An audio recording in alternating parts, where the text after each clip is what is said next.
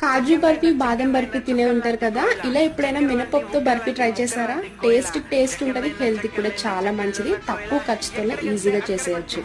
Stove on చేసి కడాయి పెట్టుకున్నాక 1 cup మినపగుళ్ళు వేసుకోండి. మినపగుళ్ళు వేసుకున్నాక లైట్ గోల్డెన్ కలర్ వచ్చే వరకు ఫ్రై చేసుకోవాలి. ఇలా మినపప్పు ఫ్రై చేస్తున్నప్పుడే 10 వరకు బాదం పప్పు వేసుకొని ఫ్రై చేసుకోండి. చూడండి, మినపప్పు రంగు వస్తే సరిపోద్ది. అదే కడాయిలో 1.5 కప్పు బెల్లం వేసుకోవాలి. 1 కప్పు వరకు వాటర్ యాడ్ చేసుకుని ఈ బెల్లాన్ని కరిగించుకోవాలి.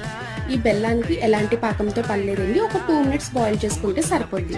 మిక్సీ చేసుకున్న మినప్పిండి మొత్తం వేసుకొని ఉండలు లేకుండా బాగా కలుపుకోవాలి. ఏ కప్తో మినపగుళ్ళు వేసుకున్నామో అదే కప్తో 1 కప్పు పాలు వేసుకోండి. ఇలా పాలు వేసుకొని కలుపుకున్నాక చిటికెడు ఇలాచీ పౌడర్, 1 స్పూన్ నెయ్యి వేసుకుని ప్యాన్ కి స్టిక్ అవ్వకుండా ముద్దలాగా ఇలా రెడీ చేసుకోవాలి. ఇలా రెడీ చేసుకున్న స్వీట్ ని కొంచెం చల్లారాక ఇలా బటర్ పేపర్ లో వేసుకొని ఫోల్డ్ చేసుకుంటూ పీసెస్ లా కట్ చేసుకోండి. చూసారు కదా, నచ్చితే లైక్ చేసి ఫాలో చేయండి.